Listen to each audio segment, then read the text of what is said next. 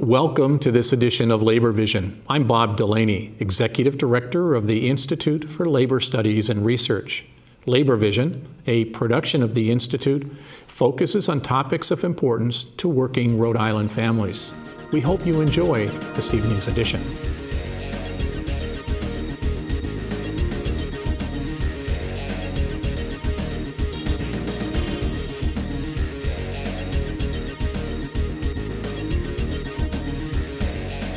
So here, your Congressman Jim Langevin.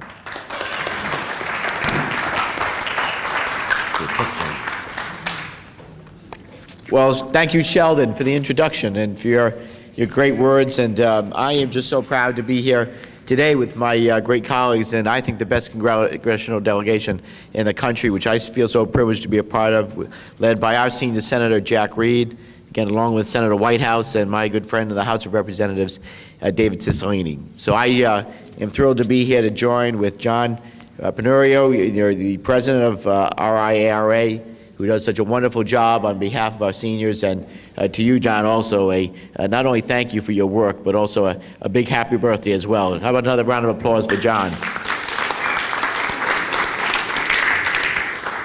And Rich Testa, I want to just welcome you to Rhode Island today. Thank you for your words, but most importantly, your work on behalf of seniors. It's important, and I'm grateful that we're partnering with you here today on this very momentous occasion. And of course, let me recognize George Nee and thank him for all the work that he does on behalf of working families in Rhode Island. So thank you, George. Well, let me also thank Karen Testa for hosting us here today. Thank you for letting us stop by at this great senior center. Clay Pell, great to see you. I know Seth Magaziner was here, or is here. And of course, Mayor Lombardi, great to be in North Providence here today. Mayor Lombardi. But this really is a wonderful, wonderful milestone to celebrate. We all know how important Social Security and Medicare and Medicaid are to our seniors, to people with disabilities, to people who otherwise would not enjoy good quality health care if it were left just to in the hands of the private sector, or if it were ever privatized. Social Security would not be there as the guarantee that it is. But we're here to tell you that we continue to fight to preserve Social Security and Medicare and Medicaid. It's a contract that we have made with the American people, with our seniors, not only now, but for future generations. And I can tell you that we will never allow those programs to ever be other than what they are, the contract that was made with all of you, with all of our seniors, both past, present, and future. So, when FDR signed the Social Security Act into law in 1935, he called it a cornerstone, a foundation of a structure to be maintained and built upon by and for future generations, and I could not agree more.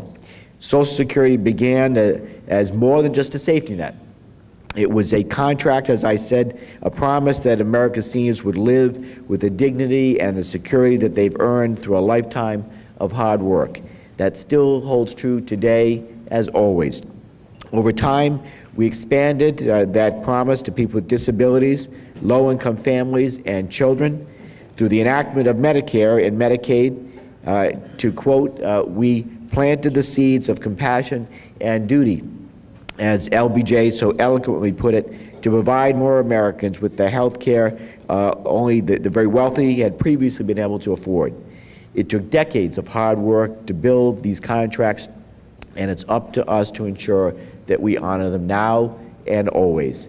One of the greatest privileges of my job is working with passionate citizens, of course, and advocates such as yourselves right here in this room, who work tirelessly to protect the programs on which our retired, disabled, and our disadvantaged citizens rely.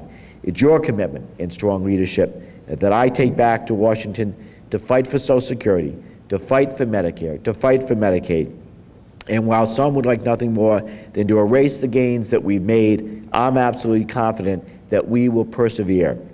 I know that we will never allow Social Security to be undermined or privatized. We will never allow Medicare to be turned into a voucher program, and we will never, ever allow Medicaid to be undermined by turning it into a block grant.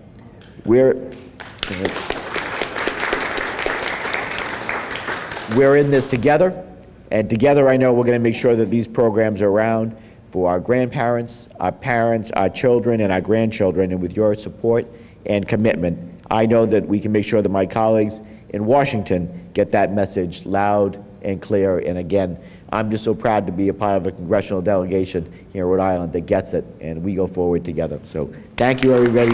Happy birthday to Social Security. And it is now my privilege to turn it over to my junior colleague, whose district we're in today, the Congressman of the 1st Congressional District, Congressman David Cicilline.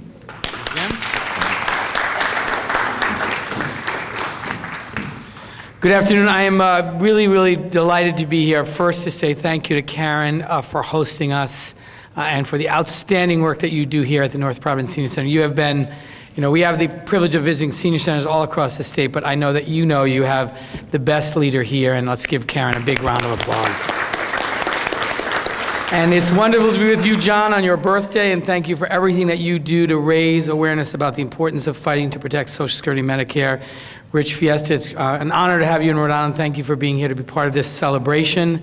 I'm, of course, thrilled to be with all of my senior colleagues, Senator Reid, Senator Whitehouse, and Congressman Langevin, and really proud to be part of the best delegation in America. So thank you all for being here. And George Nee, who has been such a powerful voice for working Rhode Islanders and working Americans, and in every important fight to help raise the quality of life for people in our state and to be sure people have access to good paying jobs. So thank you for being that voice, George. Let's give him another big round of applause. And it's great to be with Councilman Lynch and Clay Pell, and I know Seth Magaziner was here earlier, but we're here mostly to celebrate Medicare and Social Security. And I know you have heard me speak about this a lot.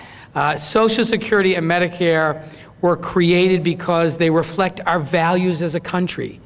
We created Medicare because we decided that when you reached a certain age, you should have access to quality, affordable health care. And we created Social Security because we decided when you reached a certain age and had worked a certain number of years, you should be guaranteed a retirement where you could live with dignity and have your basic needs be met. We should be incredibly proud of these two programs, and we should do everything we can to make sure that they're for today's beneficiaries and for every future generation. They're two of the things that have made this country great, that have built the middle class of America, and that distinguish America from virtually every other country in the world. Now, my colleagues on the other side of the aisle, led by Paul Ryan, they kind of scowl at these programs. You've heard them say, we need entitlement reform.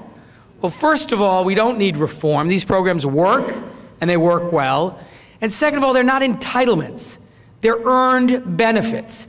You've received Medicare and Social Security because you've worked your whole life, you've paid into the system, and you've earned those benefits. No one's giving you a handout. And so we need to change that language. And the second thing I want to say is that the truth is the Republicans are proposing turning Medicare into a voucher. But that voucher doesn't keep pace with the increased cost of health care. So over time, it shifts health care costs onto seniors and away from the government. A terrible idea. So we have to fight against that proposal. It was made again this year. The Republicans voted for it. Fortunately, the Senate will never take that bill up, and they've been stopping that. But that fight continues. We've got to protect Medicare. With respect to Social Security, while there's been a lot of discussion about cutting the benefits, privatizing it, change CPI, the truth is what many of us are fighting for is how do we actually increase Social Security? Because when Social Security was created, as most of you know, it was created as one leg of a three-legged stool. People had their savings, they had the pension they got from their private employment, and they had Social Security to supplement that. Well, more and more people are seeing their private pensions eliminated because companies are doing away with them. People have used up their savings to get through tough times or get their kids to college or whatever. And more Rhode Islanders and more Americans are actually relying on Social Security as the sole source of their retirement income. So we can either pretend it's still 1950 and it's one leg of a three-legged stool, or we can address this and say, how do we actually raise Social Security so it actually provides enough for people to live on? And so there's legislation that I'm a proud co-sponsor of in the House that will ensure that there's a cost of living adjustment every single year, it's guaranteed, and that the cost of living adjustment actually looks at the cost of living for seniors, what you spend money on. housing, medicine, food, all those things. And it does that by lifting the cap that John mentioned earlier, or Rich mentioned earlier, so that you can also extend the life of Social Security for 25 years. So there are proposals, and I think what we really continue to fight for is how do we have an honest conversation of how we increase Social Security and make it so that it works today for those who are relying on it for their retirement income. But this is something that our whole delegation believes in strongly, as was mentioned. I will continue to fight every single day as long as I'm in Congress to protect and strengthen both Medicare and Social Security, and thank you all for being here and being part of this. And by acknowledging our host, Mayor Lombardi, and former Mayor Foster, Dick Foster, thank you again for your strong support of this. Okay, did everybody get a raffle ticket, a little raffle ticket? I'm going to ask everybody if we can get the people with the cameras to come up front for a minute. That includes you too, Jenny. Up behind me here.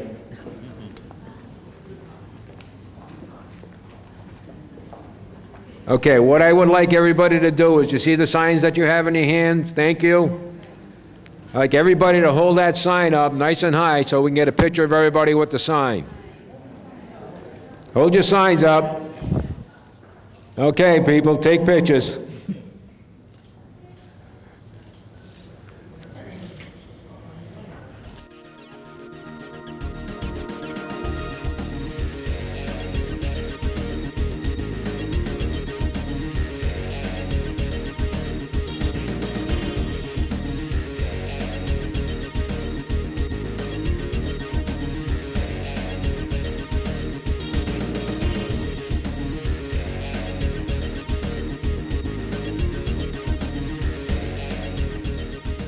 Welcome to this segment of Labor Vision. I'm Bob Delaney. Over the last several summers, we've been fortunate to be able to have discussions around the issues of safety in the workplace and the environment in general in which people find themselves. Our guest has been Dr. Lee Okarowski, and we're fortunate again to have him back with us on Labor Vision. Dr. Okarowski is the medical director for the Occupational and Environmental Health Center of Rhode Island. The mission of the center is to prevent occupational and environmental injury and disease and to promote occupational and environmental health. One of the issues that we wanted to talk about today was the issue around drugs in the work environment. And I'd like to welcome Dr. Okarowski back to Labor Vision and have a conversation with him about this in particular. Welcome, Lee. Glad to be back. We've talked about heat stroke in the past. We've talked about a number of issues that are central to things that most people don't really give a lot of thought to in the workplace. One of the issues that you and I talked about prior to this show focused on some of the information that you're finding about changes that are taking place around the issue of drug use in the environment. Tell me what you're noticing and what impact that's tending to have for employees and employers. Yeah, Bob, we've definitely seen a change over the last, I'd say about 5 to 10 years. In the late 90s, early 2000s, we saw a real focus on the drug-free workplace, particularly as it applied to illicit or street drugs. But what we're now seeing is actually a decline in illicit and street drugs in the workplace and a rising problem with prescription medications and prescription medications of abuse and how it's impacting health and safety for both employees and employers. So it's a rising problem. We're seeing a real shift. It's a topic that's frequently now in the news. You'll see discussions about abuse of prescription opioids, opiates, other medications, and it is starting to have a real effect on how we look at a drug-free workplace and what some of the strategies are about how we can ensure health and safety for employees and employers. In seeing both sides of the coin from the employer and the employee, how do we strike that balance? How do we make sure that the needs of both are met? That's a great question, and in reality, the tools many employers, many employees have already exist, and those are the old policies that were developed in the late 90s, early 2000s for illicit drugs. And it's really a re-look at an employer's policies in the workplace and how they address substance abuse, safety and health. And the real goals are clearly to balance the right of the employer, but also the rights of the employee. And some key topics that always remain is the need to know on the employer side, but also respecting the rights of the privacy for the employee. And it's also a key issue in any program to balance the needs of detection with the balance of respect for employee needs.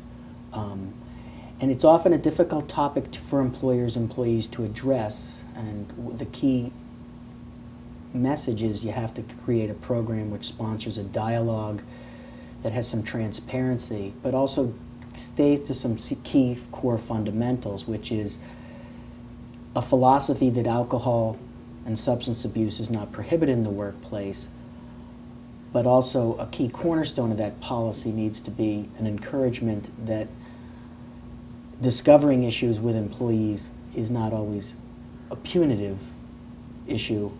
It's not to punish folks, it's to get employees the help they need to overcome and rehabilitate from any substance abuse problems they may have. And that's really a key cornerstone of any program philosophy.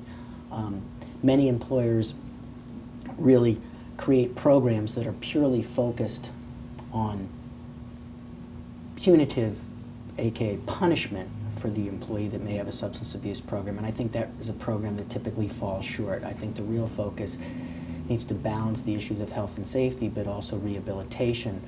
And that what that does is encourage folks to come forward, get the treatment they need. And that's a win-win, because the employee gets appropriate care, can maintain employment, and then the employer actually can provide a valuable service, access to health care, access to appropriate treatment for folks that do have issues. It's interesting that you would make that comparison, because I think it's absolutely critical that any policy has both sides, the policy to be able to detect it, but for the employer to feel safe in that environment and know that the employers will work with them to find some plan, some strategy for them to make a transition to rehabilitation. And so in terms of the kinds of changes that you're seeing in the kinds of drugs that are misused in the workplace environment, let's talk for a minute about the change that you're seeing. What was it and what is it? 10 to 15 years ago, we saw a lot of abuse of street drugs. We saw, in the workplace drug testing programs that do exist, particularly in the construction industry. You saw things like marijuana, cocaine, amphetamines. Those drugs are still issues, but what we're seeing escalate extremely rapidly, I mean sometimes as much as 7 to 10 times what we've seen over the last 10 years, is prescription medications, prescription opiates, painkillers, things like OxyContin, other issues, other medications of abuse, things like certain benzodiazepines, sedatives. The big issue with these is they can clearly impact health and safety. They can decrease ability to function, decrease ability to perform. The complexity arises in the fact that many of these prescription medications can be, in fact, and often are, prescribed by a healthcare provider. So employers are often unclear about how to approach these issues with their employees. But again, the issue of health and safety and a drug-free environment is paramount. We have to protect all employees, both the impaired and the ones that may be impacted by a coworker who's impaired. But the strategies still remain the same, and many employers need to start opening the dialogue with their employees, union representatives, about how we're going to address these issues. But the core fundamentals remain the same. It's an appropriate policy that balances the needs for health and safety with appropriate early detection, removal of an impaired employee, but then transitions to a longer view and how we can help rehabilitate an impaired employee who may have an issue, and getting those folks either connected through an employee assistance program or appropriate health care. And it's becoming more and more of an issue financially, because as employers take a bigger and bigger role in health care plans, it's important to make sure that employers are really maximizing their use of appropriate services about how they can refer and get employees the help they need. And when I talk to many HR representatives, they recognize the problem, but they really feel they're not necessarily as well educated in the area of how to deal with prescription medications of abuse as they were, say, the illicit abuse. And where the complexity comes in again is when the big issue was abuse of illicit drugs, it was often easy and clear. It was, somebody's using a medication that's illegal, therefore our options of terminating the employer were much clearer. Now that these medications are often for very legitimate purposes, but still may cause impairment in the workplace, the issues become a lot more complex. And that's where a lot of health professionals, occupational medicine physicians, substance abuse professionals can really provide some clear expertise in how to tease out legitimate issues related to health, legitimate medication from medications that may be in fact causing impairment in the workplace and creating safety risks. Nationally, we're seeing this at the multi-state level. Washington State's a leader in this issue. We're also seeing a lot of movement at the federal level. Department of Transportation is keenly watching this issue as it applies to health and safety on the roadways.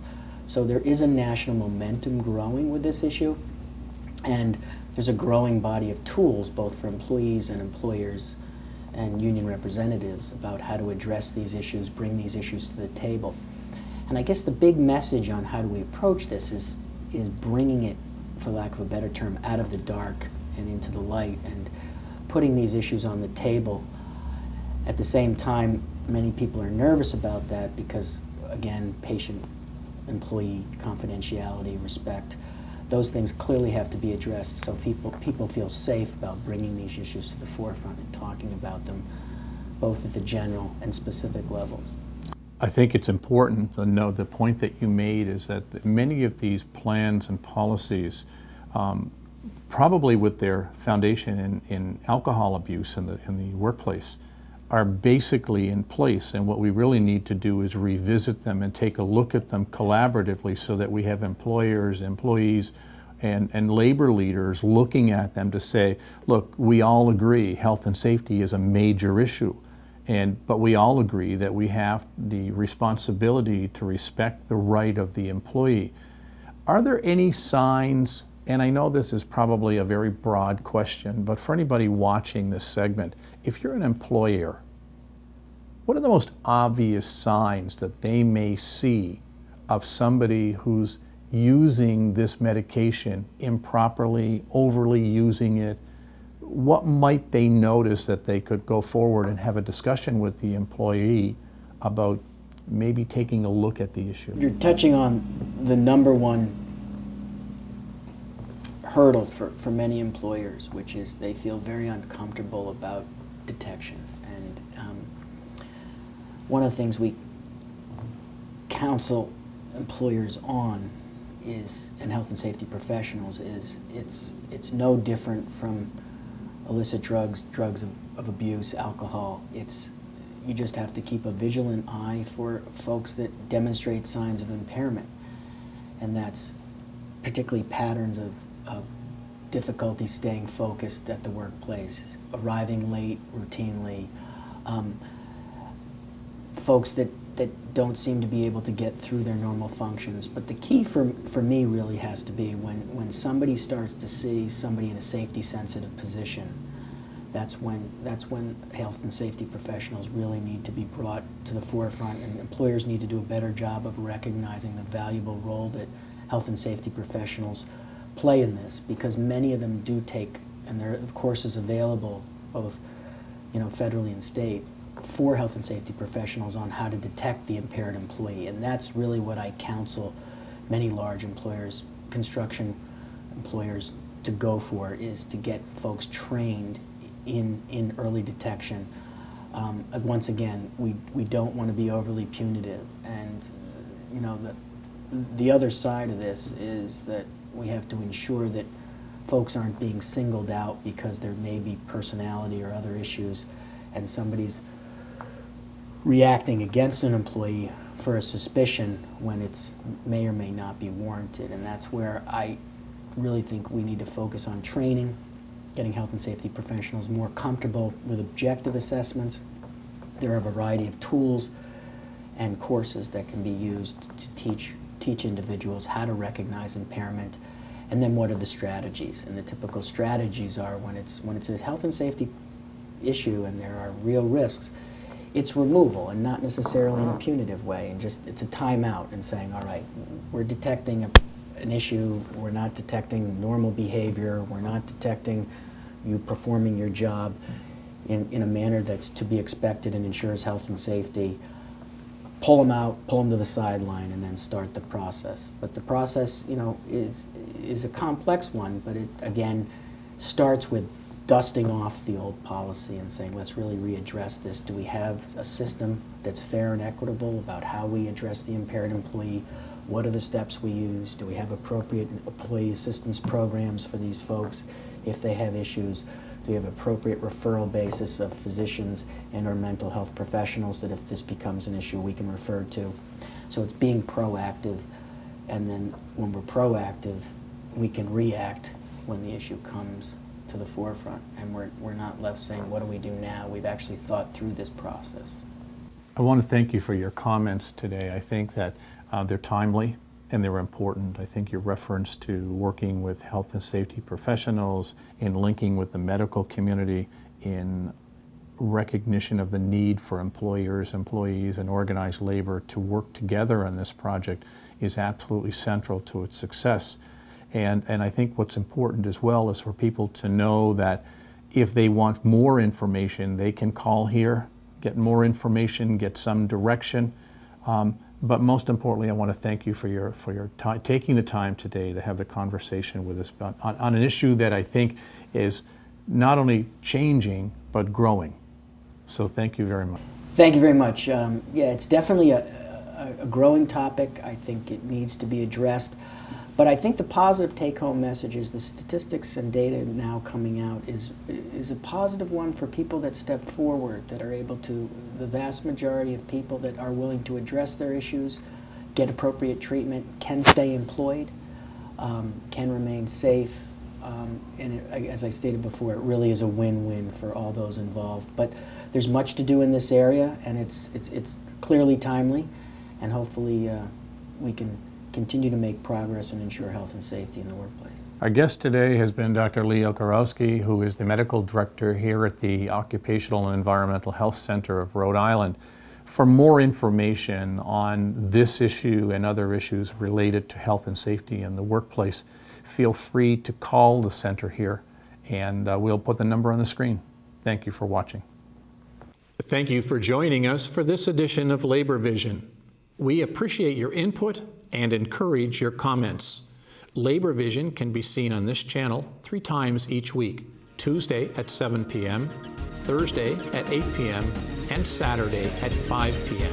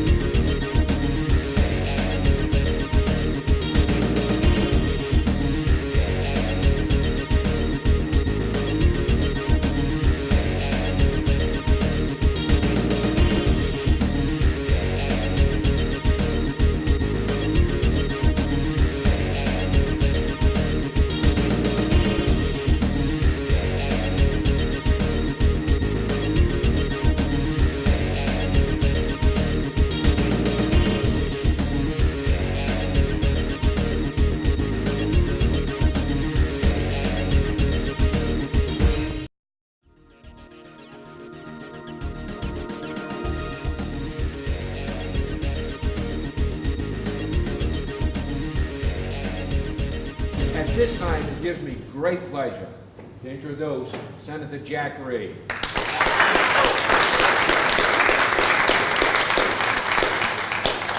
Thank you very much, John. It's a privilege and a pleasure to be with you. Let me first thank John for his great leadership. I want to recognize and welcome Rich Fiesta. Rich and I worked together in the House of Representatives. We were both working on the Education and Labor Committee, so we've seen a lot of issues come and go. But I'm particularly delighted to also be with George Nee. George is much older than me. I won't be 65 till November, so George, nice to see an old guy like this here at the North Providence Senior Center. I'm delighted, obviously, to be with my colleagues, and I'm so fortunate to have Sheldon Whitehouse as my colleague in the Senate, then a congressional delegation led by Jim Langevin with David Cicilline, who do so much for the people of Rhode Island. So we're lucky. I'm lucky to have them. I know Seth Magazzini was here, Clay Pell's here, welcome. But this is Rhode Island, so it is like old home week for me. First, I get to see Karen Testa, who runs the best, or one of the best senior centers. She's great, so give Karen a hand, yeah. And Councilman Lynch is here, and 2 days ago, I was with Mayor Lombardi and Dick Foster, and we were driving all over North Providence just saying hello to everybody. But I must mention, one of my best workers, Mark Capuano's grandparents are there, and his first babysitter's here. And finally, Mrs. Iacki is here with her daughter. Her son, Joe, and I are classmates from West Point. So this is old home week for me. Now, we're here celebrating Social Security, Medicare, and Medicaid. Frankly, these three programs are the backbone of the middle class in the United States. That's what has built this middle class over generations and generations. I'm old enough to remember, like many in this room, before 1965, every one of my classmates in grammar school, their grandparents were in the front room in a hospital bed because there was no Medicare, because you were taking care of them at home. So it was a burden not just on that senior, it was a burden on the whole family. And I'm not old enough to remember before Social Security, but the idea that every month you're going to get a defined benefit that you can plan on and count on is absolutely critical to not only your life, but to the life of your children going forward. So we're talking about the programs that are really for the middle class and for people who are standing up for the middle class in this country, the working people of America. Because everyone's pointed out, these programs are paid for. You put your money into Social Security, and you put your money into the Medicare program. Now, Social Security, again, 200,000+ Rhode Islanders, as George pointed out. It's critical to them. And they need to be able to count on it, and they don't need some of these gimmicks that have been proposed, like the change CPI and all these other privatization proposals. Can you imagine what retirement would have been like if we had followed George W. Bush and privatized Social Security in 2005, and then in 2007 the stock market collapses? Where would we be? In big trouble. We didn't do that. We can't do that. Social Security is critical, and we have to fight for it. Medicare also, absolutely critical. And I must say, part of the Affordable Care Act is to make Medicare better. There's now the effort, it's underway. You've already saved money on your pharmaceuticals because we're closing the donut hole under Part D where you buy your pharmaceuticals. We're making preventative care, doing away with the copayment so you can get access to preventative care. Oh, and by the way, we've added to the solvency of the Medicare system. We put more years on. We've made it more financially stable and solvent. That's important, and we've got to do more to protect the solvency of Medicare and make it affordable and accessible to all. And Medicaid is critical too, because for many seniors, that's the reason why they don't have to be in the living room of their sons and daughters, because they can now get into nursing facilities and be supported. So we are working very hard to prevent those people who are attempting to undermine these programs, and we'll continue our works. We're all here together not only to celebrate what we've done over generations, but to commit, as we go forward, to protect, expand, and enhance these vital programs for all Americans. Thank you very, very much. Thank you, Senator. Everybody knows this guy coming up, Senator Whitehouse. Hello, everybody. It is a good news day today. It is good to be with your councilman, John Lynch. It's good to be with the great Rhode Island leader, George Nee. It's great to be here with John Penorio on what is also his birthday.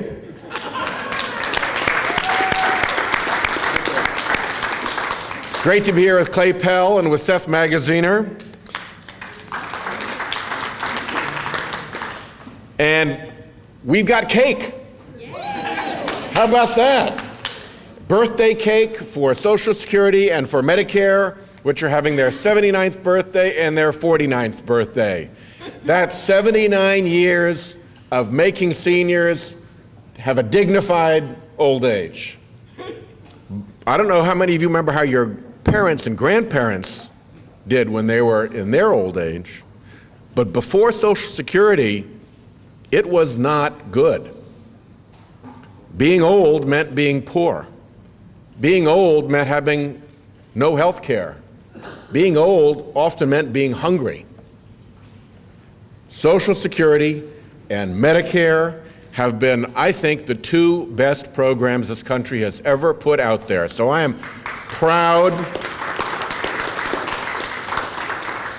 to stand with Jack Reed and with Jim Langevin and David Cicilline as part of the 100% delegation doing all of these things. So let me pass on the microphone to your friend, the great senior member in the delegation of the House of Representatives. Oh, I see our mayor, Mayor Lombardi. Hello, Mayor. Mr. Fossa, how are you? So here, your Congressman, Jim Langevin.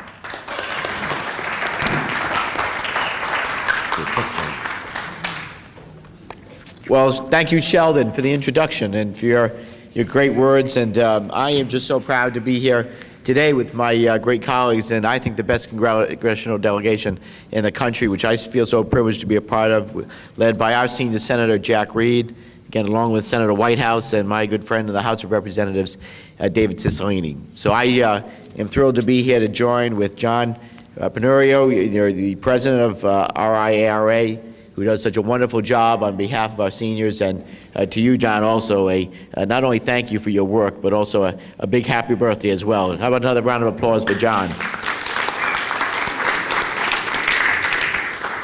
And Rich Testa, I want to just welcome you to Rhode Island today. Thank you for your words, but most importantly, your work on behalf of seniors. It's important, and I'm grateful that we're partnering with you here today on this very momentous occasion. And of course, let me recognize George Nee and thank him for all the work that he does on behalf of working families in Rhode Island. So thank you, George. Well, let me also thank Karen Testa for hosting us here today. Thank you for letting us stop by at this great senior center. And Clay Pell, great to see you. I know Seth Magaziner was here, or is here. And of course, Mayor Lombardi, great to be in North Providence here today. Mayor Lombardi. But this really is a wonderful...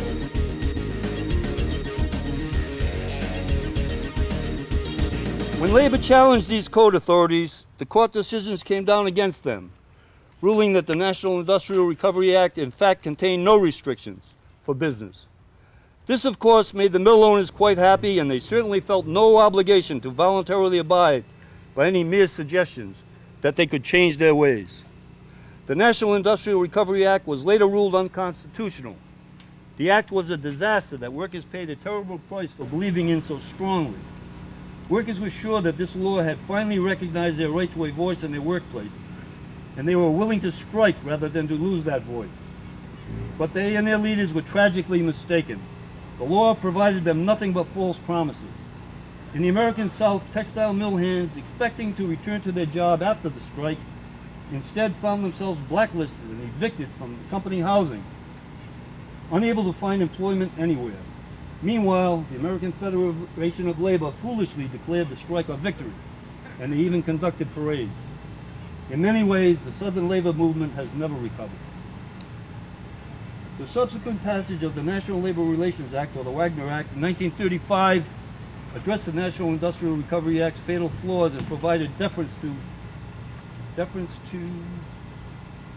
the courts for its interpretation and enforcement. But that was too late to prevent what went down in 1934. Pickets and flying squadrons arrived during shift changes at the sales complex on Thursday, September 6, 1934, and attempted to close it down. They were met by Central Falls cops, state police, and deputy sheriffs, and the battle was joined. And this was just that, a battle, in a war in which scores died and thousands more were wounded throughout the country. In a random little quirk of fate, the mayor of Central Falls, Joseph Carteret, died from natural causes on the day after the strike began, so the city and its police force were officially leaderless to handle the crisis. The state police at the time consisted of 51 troopers, but only 23 were available for duty in Central Falls because of other areas of strike activity in Newport, Providence, Warren, Westerly, West Warwick, and Woonsocket. They were on duty around the clock. Greene had little control over the state sheriff and his deputies. State law, for some reason, gave Rhode Island sheriff almost complete autonomy back then. He could hire whoever he chose to hire for security work at the mills. His main concern, which he openly stated, was protecting mill property, and incredibly, he took his orders directly from the management of Sales Mill. The mill paid the sheriff $12 a day for each deputy that he hired, of which he gave each deputy $6 a day, keeping the other $6 for himself as a finder's fee. And it's generally agreed that this collection of trigger-happy riffraff and thugs that he hired were the cause of much of the violence that ensued here. And while this cauldron was reaching its boiling point, trying and failing to keep it from exploding was Governor Theodore Francis Greene. Now, about a mile south on Lonsdale Avenue from here, down yonder, that away, is the site of the old J.P. Coates Company, at one time the largest thread producer in the world. At its peak in the 1920s, it covered 40 acres, had 20 buildings, and 1 million square feet of factory floor space, and over 2,000 textile employees. And from 1912 to 1923, the president of J.P. Coates was none other than Theodore Francis Greene. And although you've probably heard mention of the law firm Hinckley, Allen, and Snyder often enough, you may not be aware that the firm started in 1906 as Hinckley, Allen, and Greene. Theodore Francis Greene traced his roots back to Nathaniel Greene and even further. Any connection between him and the striking mill workers was a stretch, to say the least. He was a consummate Machiavellian politician. In fact, he was more Machiavellian than Machiavelli. He joined everything, he went everywhere, and he knew everybody. The more one reads of him, and I have to say this, but the more he sounds like Buddy Cianci. Just like Buddy, you can picture him getting driven around the state by a cop with a portable podium in the trunk, always ready for an appearance. And besides the mill owners, Greene is the only one who came out of the 1934 strike as a winner. He knew that it would be a political blunder to blame things on either the picketers or the mill owners if he had any hopes of getting re-elected in 2 months. So he proceeded to paint the real villains behind the 1934 strike, the communists. Greene swept habeas corpus under the rug and started a communist roundup on his own authority, claiming, quote, "This is not a textile strike, it is a communist insurrection," end quote, under a Providence Journal headline that railed about the riots due to Reds. The Journal and other conservative local newspapers were more than willing to buy into blaming the communists, to the exclusion of ever dealing in depth with what might really have actually caused the strike. Police raided Communist Party headquarters in Providence and 8 people were arrested. Everyone else they picked up near the Sales Mill who couldn't provide proof of actually living there was either arrested or run out of town, with some arrests eventually leading to deportation. As Democrats in the state legislature increasingly distanced themselves from Greene and his claims of an insurrection, he was pretty much left on his own. His proposals for stopping the troubles included recalling the deputies, adding 1,000 veterans of foreign war and American Legion World War I veterans to temporarily augment the state troopers, shutting down the mills and calling in federal troops who were being held in waiting under General Douglas MacArthur. But the legislature blocked him on all counts, although one can't help but wonder if things may have turned out differently if they had only allowed him to shut down the mills. Greene finally mobilized the National Guard on Tuesday morning, September 11th, deploying them to the Sales Mill on September 12th, just in time for the 4 p.m. shift change. The picketers were almost surely would have taken over the mill complex if the Guard hadn't arrived that afternoon, because several of them had been shot and wounded by deputies at the front gate earlier, after gaining entrance and then being driven back. The average age of the picketers was 18, the average age of the Guardsmen was 19, and a main concern at Guard headquarters was to make sure that the units sent to a specific community lived somewhere else, in order to prevent finding out what might happen when a brother was ordered to shoot a striking brother standing across from him on a picket line. The Adjutant General's report pretty much played everything down, and I quote here from it. Quote, "Upon the arrival of these troops, the rioting became intense, and for a period of 14 hours, the troops were subjected to an intense barrage of missiles of every description, thrown by hand and by slingshot. The troops were instructed by me to resort to fire only in the last extremity, using only clubs and such little gas as was then available. Property was being protected, but with an ever-diminishing margin of safety. More men were needed, and the balance of the Guard was mobilized in order to erect barracks surrounding the sales finishing plant. In the late afternoon of September 12th, the mob, estimated at 3,000 to 5,000, congregated in the vicinity and in the Moshasik Cemetery. An effort was made to disperse the mob by the use of gas, but as the afternoon wore on, it became necessary to resort to a limited amount of rifle fire. Fortunately, the casualties were not great." End quote. Two of those casualties were Billy Blackwood and Charlie Gazinski. Blackwood was shot near those balloons over there and died about a month later. Gazinski was shot somewhere nearby about the same time, and he died later that night. Okay, here's what happened. The lines of battle here ran roughly southeast to northwest. It's from the main entrance, right through where we're standing now, to the rear roads behind me, that the driveways leading down into the rear of the Sales Mill complex. There were no fences here. There's no fences here. If you go out the main entrance and go down, take a left and go down 4 blocks, you hit Walker Street. Take a left onto Walker Street, and down at the bottom there's a roundabout, a rotary. And to the left of the rotary is the main entrance to the Sales Mills. That's where the picketers were heading at for the week prior to the riot. They wanted that identity. And they were isolated from the rest of the community that surrounds this area right here.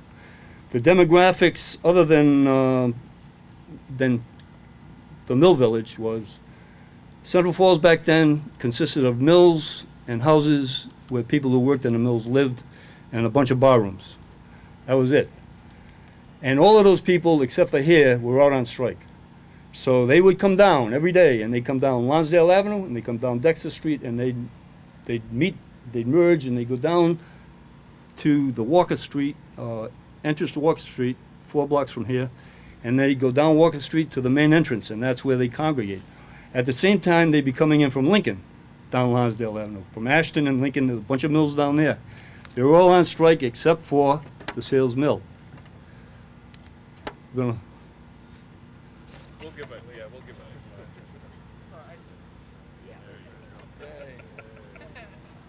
So much for the tech. And they converge on the Sales Mill. And when I say they converge, we're talking 5 to 10,000 people. You know, that's a big jump, 5 to 10, but that's how many people. So picture it, those small streets, Dexter Street and Lonsdale Avenue, from both sides, waiting for that shift change at 4 o'clock. Here they come, you know, and they get here. And earlier on September 11th, they got in. Earlier in the day, they had their daily confrontation at the mill's gate. They got in.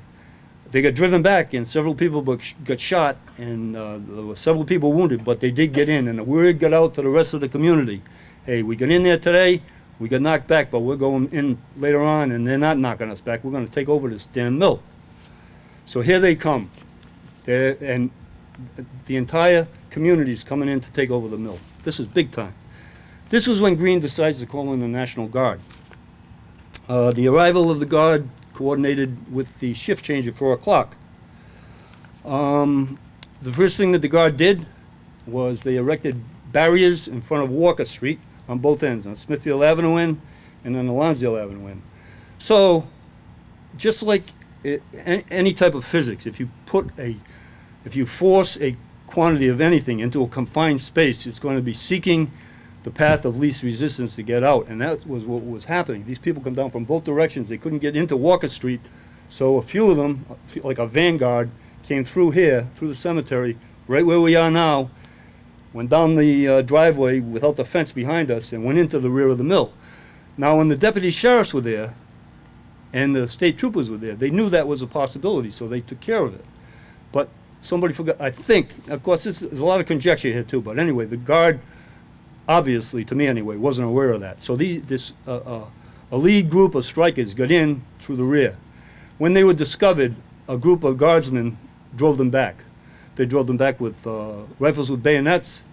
They drove them back with tear gas and with truncheons. But when they got up, they drove them back to here. But now, when they got them up here, they weren't looking at what you are now, what you're looking at here now. They're looking at about 5,000 to 10,000 strikers with nowhere else to go. So they've got into full retreat, and they got pushed that way. Now the topography of this area is nice and level right up to this point here. But from this point along that boundary to my right, to your left, it starts to drop off gradually at first and then sharply. And that whole line behind the trees over there is a cliff. The National Guardsmen were in full retreat. You had this mob chasing them, throwing everything they could get their hands on. Several of the Guardsmen were wounded. They got to that cliff, and they had to make a decision. You know, we're going to go over the cliff and what that entails, or else we're going to start shooting. And for good or evil, it was a no-brainer. They started shooting. And now the people up in front, they gave it the old, come on, feet, don't fail me now. They reversed, and they're trying to get the hell out. Meanwhile, the mob is coming in, and it must have been absolute pandemonium. Several people were shot and wounded. If you look 4 rows over there where George is standing, there's in the Jewish section of the cemetery, there's a tombstone with 2 bullet holes in it. If you examine the bullet holes, you see where they came in that side and went out this side. That's where the Guard was. They were shooting this way. And as far as I'm concerned, that tombstone kind of puts the myth to the claim from the Guards that they were shooting over everybody's head. I mean, that's 2 feet in the air, you know. And anyway, after the smoke cleared, they did drive everybody out, and Charlie Gazinski and Billy Blackwood were dead. Okay, in conclusion, what happened to the mills? Some were closed almost immediately, some took years, some took even decades, but they're all gone now. But the textile industry didn't die. Although it may be what the industry would like you to believe, people actually still wear clothes. The industry just moved, abandoning community after community to avoid regulations, safety codes, child labor, and fire prevention mandates, and many other things that should have been included in trade treaties, but weren't.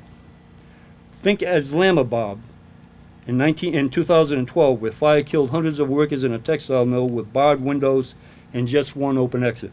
Think Bangladesh in 2013, and the collapse of an 8-story textile mill that was put there without permits and inspections, killing 1,200 and injuring 2,500 more. That's what happened to the textile mills. What happened to the mill owners? Who cares? I think they all died and went to heaven, and they're living in a gated community. What happened to Charlie Gazinski? Charlie was 18 years old when he was shot. He had been working at the Guyan Mills in Valley Falls for 3 years. The mill shut down at the time because of the strike. He died the day following the shooting at Notre Dame Hospital from a perforating bullet wound to his abdomen, injury to his intestines, severe hemorrhage, and shock. His funeral was from his parents' home on High Street in Central Falls. Floral tributes came from the United Textile Workers, the Guyan Mills, the American Independent Textile Workers, the Central Falls Cadets football team, the Loom Fixers Association, number 486, his High Street pals, the Weavers Local, number 799, the Guy and Mill employees, and the staff and members of the Pawtucket Boys Club. A huge throng followed his body from services at St. Joseph's Polish American Church, also on High Street, to his burial at Notre Dame Cemetery in Sunnow Falls, a cemetery from which Charlie, along with everyone else that was buried there, was moved to a new location on Daggett Avenue in Pawtucket in 1938. Charlie was reinterred in Section 10, Plot 146, in what became an over-under grave, or what amounts to a pauper's grave. When he was again disinterred, the grave was dug deeper, and someone else's coffin was put on top of his, with that person's name alone on the stone resting above. What happened to Billy Blackwood? He was a 43-year-old immigrant loom fixer from Northern Ireland who had recently been laid off. His wife was deceased. He had an 18-year-old son who had been working for 4 years at a mill that was then on strike. And he also had a 14-year-old daughter. He had told his family that he was just going out to see what was happening.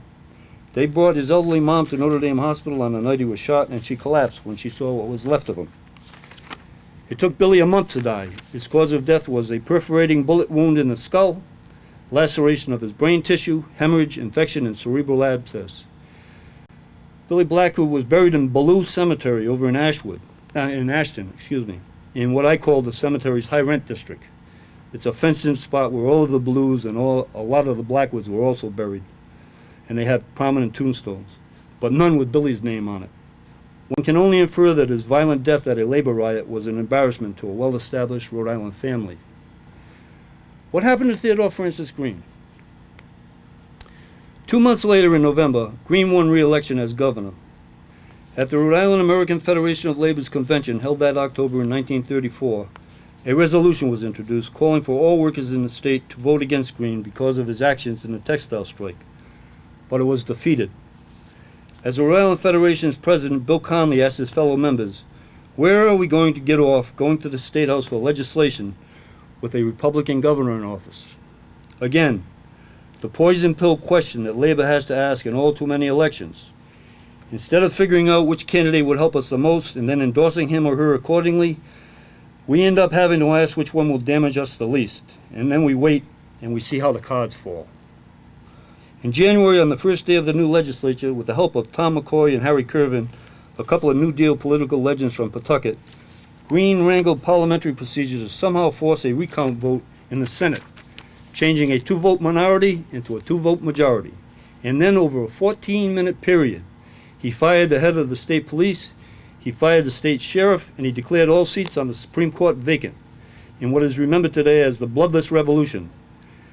He dissolved more than 80 state boards and commissions and replaced them with the state administrative departments of government. He later served several terms as Rhode Island's U.S. Senator, and years after his death, they named the state airport after Theodore Francis Green. The Rhode Island Labor History Society put this memorial up a few years back, dedicated this one here. It's dedicated to Charlie Gazinski, Billy Blackwood, Jude Kudamosh, and Leo Rouette. Not one of them even has his name carved into a gravestone. Have a nice Labor Day, brothers and sisters.